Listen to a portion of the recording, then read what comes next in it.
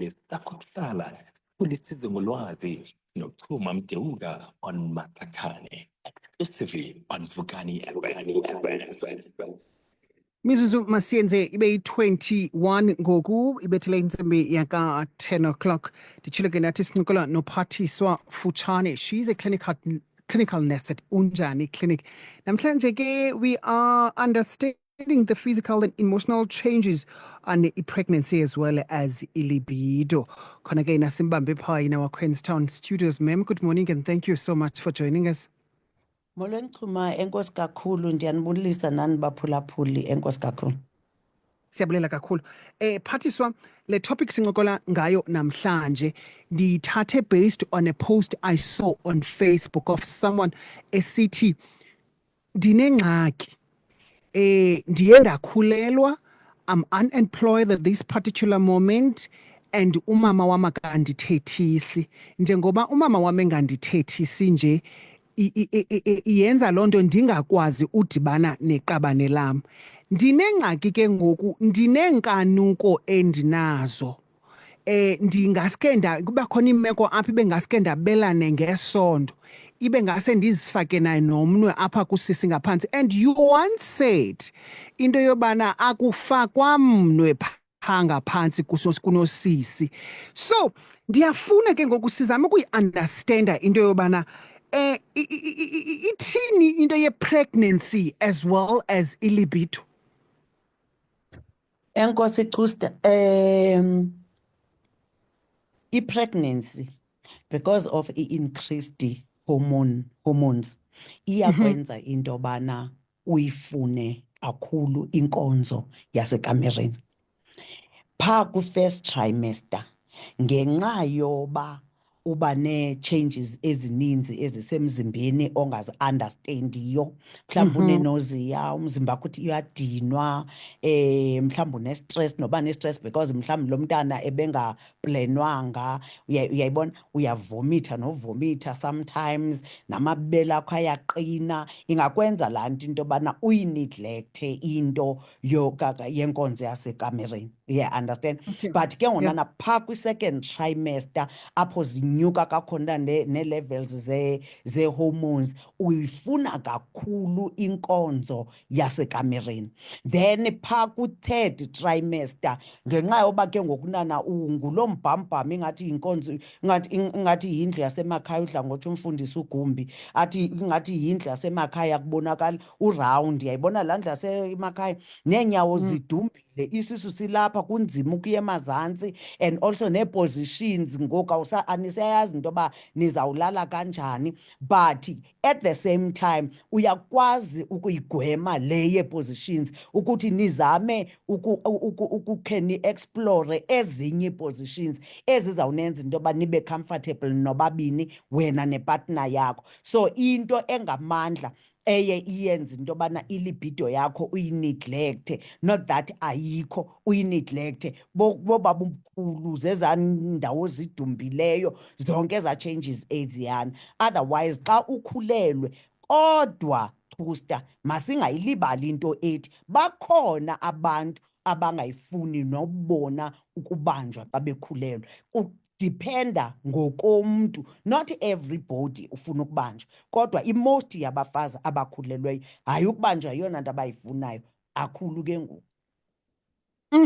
You've mentioned indaba yokubana xa ukwi-trimester, I'm not sure if it was the first or second trimester, uye uyibawele kakhulu i-sex ngelaa xesha xa upregnant.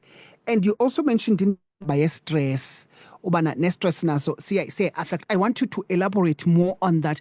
Kutheni xa ndikulaa trimester ndizawuqombana ingase nditsibe iziko mani kakhulu kunakuqala? Njengoba nditshilo nje Chusta into yobana ii-hormones zakho ziba high, very high, ziyenyuka phaa kulaa second trimester. Ikwenze ke loo nto leyo into yoba uyayazi mos Chusta thina abantu abangoomama uba xa sirhalayo siba manzi. That is why ndidla ngothi xa ndifundisayo, xa udibana nepartner ezawuthi xa ikuthuka ithi ayisuka umanzi laa mntana, ubomazi uba akakho well informed, akakho well knowledgeable. Itsho mos English ne? Akakho well knowledgeable, because umntu ongutata xa ene-information uyayazi into yobana umntu wesifazane xa ekuthanda ekufuna uba manzi, xa ngabe engakufuni engenayo nomsebenzi wakho enezitresi zakhe uba dry. So phaya kuriliseka ne-lubrication phaa ngaphantsi. Ungathi ube manzi ke phaa chusta ufuna ukuzikhuhla phaa, ufuna ukhuhlwa kahle hle, uyayi-understand? So yenye yezinto ke ngokunana eyenza into yobana uyifune kakhulu, and negazi liyaqhuma liyabaleka ngelaa xesha liyotsho kwivalva, yonke laa nto leya ithi yiza mfo kabawo, yiza ndikufuna apha wonke ngobukho bakho. Uyayiva?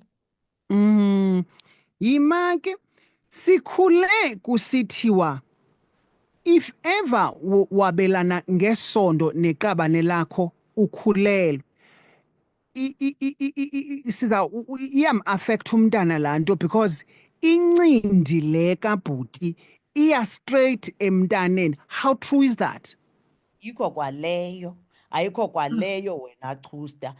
Ziyaphi kaloku phethe ke ngoku if ever Funeki nobasondele kaba ubuthi nethi wazi ubumithi kuthiwe ningaphinde nidibane uzawubolisa umntwana. I think chusta ngokudibanisa iimfundiso zabantu bakudala babethetha ngezinto ezifana nee-STIs, into yobana akufunekanga into yoba ube kuthiwa introduced kwi-STIs when you are pregnant. Uya-understand? Babezama ukugwema loo nto yobana xa udibana nalo mntu ungamaziyo uba uyabula uphi ngoku thina silapha, then afike nalo myabulo wakhe azokosulela ngezifo zocantsi, then that will affect you and the baby. So babezama ke ngokunana ukugwema loo nto. Otherwise, i-sex is very good during pregnancy. It's also part of exercise. Ngoba kaloku xa upha e-labor ward ndikubelekisa ndizawuthi vula amathanga, ufike unamathamba aqinileyo ngoba wena ubungavuli mathanga. Mna ndixa ndithi jonga bamba apha ngemva, ndiyakhumbula sikhe safundisa chusta nge-process yase-labor ward xa kufuneka upushile. Xa ndithi bamba apha emva kwamathanga, ubambe mfo kabawo amathamba ngavuleka abe ngaka ngoba kaloku wena ubuqhele ukuvulela laa tata phaa ekhaya, then ayikho nzima kuwe loo nto. Akho nesidingo soba side sikubophelele ngoba kaloku wena uqinile, awukwazi kwa uvula loo mathanga. I-sex is very good during i-pregnancy. So uthi pet ngelilonke yabelanani nge-sex bethunana xa ni-pregnant because nisenzela umsebenzi olula xa sifika phaya e-labor ward. Ngamandla egeza yabelanani ngamandla ke, unless kuthiwe yehlisani mhlawumbi kune-chances kune-abortion threatening abortions. Understand? Mhlawumbi kunento ene-threatening abortion umane ubleeda yonke loo nto, then ke ngunana sithi siyakucela kutsho ooclinician, amanesi, oogqirha. Yayiva ne? Awuzuthi xa uqhatha laa tata uba wena unezitresi zakho ungafuni ubanjwa uthi kuthiwe ekliniki mandingabanjwa. Uyayibona? Unless kune-threatening abortion, then siyabona into yoba ha-a makungabikho nto ingenayo phaa because yawungena ingaphuma nayo loo fetus leyo, then siye sitsho. Otherwise xa kungekho nto itshiwoyo, i-pregnancy yakho i-healthy and normal, hayi yabelanani strong. Noba incinci ingabuya nayo Intoni chusta? noba andithi kaloku sithi xa ingabuya nayo umntana xa usabelana ngesongo if ever kukho i-abortion kukho i-threats kufana kaloku chusta naxa uya ekliniki okanye uya esibhedlele or usiya kugqirha une-threatening abortion uyableeda and kukho amahlwili aphumayo, ugqirha vele akufaka isandla, siyaphuma eso sisu eso. Awufanelekanga ufakwa sandla phaa when you have i-threatening abortion. Uya-understand? So xa awukwazi ukukontinuisha with i-sex ube une-threatening abortion. Kahle hle xa une-threatening abortion sifuna i-bed rest, sifuna into yobana ungahevi i-sex, uzinakekele. And then up until sibone into yoba umntwana usafe, then you can continue with your normal routine. But I want us to focus on indlela umzimba ukamama otshintsha ngayo ke ngoku xa ukhulelwe, because you would hear abantu abangomama besithi ndandingekho nje before ndikhulelwe. How does that affect you as a woman? Sister, zininzi changes xa ukhulelwe. Eyona nto nje engamandla sisisu. Yaqonda wesasisu siye sanwebeka. Siyanwebeka esasisu sibe nezitraye mhlawumbi ubungakhange ube nazo before. Ufumanisa into yoba uneminyama obungekhange ube nayo okanye iye yawesi ngenxa yokunwebeka kakhulu kwesisu. Esasisu singangaphindi sibuyele endaweni yaso ngalaa ndlela ubuyiyo before. Understand? Ufumanisa into yobana ke ngona isisu sakho siflabby, sikwenza ngoku utshintshe ne-shape.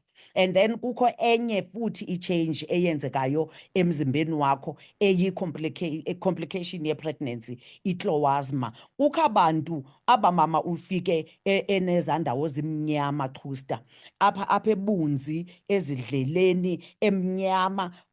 Laa nto leyana yenzeka during i-pregnancy, sithi yi-chlorasma xa siyibizayo. Afike umntana abantu sasikade sikhule thina kusithiwa hayi ngabani batsheyisa kakhulu, up until si-understand uba ayinamtsheyiso le nto lena, ayingomtsheyiso lona wona, yi-chlorasma. Umntu ke ngufike frustrated into yobana ubuso bam butshintshile, mhlawumbi yenzeke le nto ivele xa egqibobeleka okanye ivele even during i-pregnancy. Ubuso bakhe butshintshile, sekufuneka oleke i-makeup on top ebusweni bakhe, okanye uhlala nje uluza i-confidence ke ngokunana ngoba unezikhalazi ngoku angazaziyo ebusweni bakhe. And ixhomekeka ngabantu, it can be lifetime. Ungahlala unjeyana uneza patches for the rest of your life. Abanye abantu ke ihambe isuke kubo. Zeziphi mhlambi ezinye izinto onokwabelana nathi ngazo, Pat, in closing? Abantu abakhulelweyo okanye mandithi based on le ncoko sincokola ngayo namhlanje, zeziphi mhlawumbi izinto onokusivalelisa ngazo, just to give tips on abantu ngakumbi abakhulelweyo at this particular moment? Uba siyakhumbula chusta phaa kudala, sasixholiswa oonodoli asikhulu. Sasiphuma phandle sixholiswe oonodoli, sijayive phaya, sijayivise izinqa. Ufumanisa into yoba xa sifika ye-labour ward asibasokolisi oosista. Uthi ufika nje mfokabawo, ufike nje naxa ulunywayo uyahamba usista uba ngabe ukukhwelise phezu kwebhedi wathi pushi, wenza into ezibukwayo, akho nesidingo soba usista makapenike. Then sahamba yayekwa into yokuxholisa oonodoli. And I remember mna kwiklinikhi endandiathenda kuyo eHamburg eRhawutini, wawunikezwa even ilantika ii-pictures zee-exercises that you need to do ekhayeni, just mild exercises, uzilelele nje ebhedini. Azisenziwa ezo zinto, ungandibuzi uba zayaphi chusta. Azisenziwa ezo zinto ezo. Hence ndizawuthi xa ndivalayo, thina bafazi abakhulelweyo masivume, sibavumele ootata into yobana bayenze inkonzo yasekamereni, because I think this is the only exercise esikwaziyo ukuyenza, ngoba ezaa zinto ezazikade zisenziwa kudala zazinceda zingenzi nezi complications zingaka ko-labour ward. Azisenziwa ngoku. These are the things, unless umfazi uthe wakubuza, then uthi xa umbuzayo uzama ukuproba, ufumanisa into yobana akukho nenye ayenzayo. Jonga chusta, let us not forget into yobana abanye oomama abakhulelweyo bamithiswe bashiywa. Akekho kwalo tata wokumenza inkonzo yasekamereni. Understand? So uzawuthi sisiphethe mna ndizoyenziswa ngubani loo exercise, because akekho kwalo mntu ndithenda umxelele uba ndikhulelwe wabaleka negama lakhe. Then ithi ke loo nto lezenzele eza exercises phaa ebhedini, ulale ngomqolo uzenzele, unyovanyova ibhayisekile, unyovanyova ibhayisekile. Understand? Ezi zinto zingazukulimaza, ezi zinto zingazukudinisa, but zizawukwenza into yobana uhlale u-active, ungahlali nje. The last time we had a conversation eyayikumila kunje, waba ne-messages more than 120 20 something on WhatsApp bekubuza abantu. If ever mhlambi abantu they want to get hold of you, how do we do that? Yo Chuchu sathi more than ndisaphendula nangoku ngento kaNodesi othi Chuchu abantwana bami esikolweni ndithi gqiye emall kuthi nanke la sisikaNodesi Jesu oh Chuchu umfundisi wonke mntama xa bendifuna bangandifumana xa bendifuna bangandifumana kunxibelelwano iWhatsApp yam ngu-061 5358140 061 5385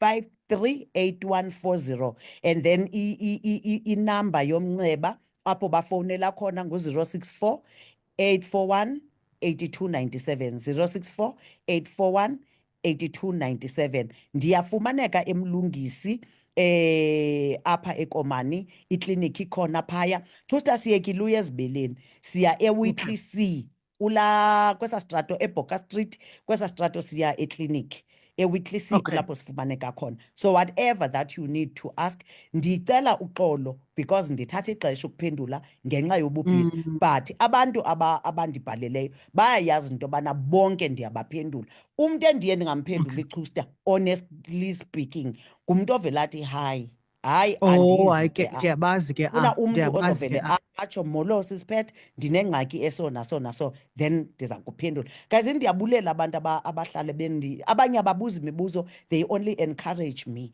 they only give me blessings ndiyabulela kakhulu siyabulela nathi Phathiswa kakhulu benemini emandi enkosi kakhulu Chusta nawo benemini emnandi. Right, that was Phathiswa Futshane from Unjani Clinic namhlanje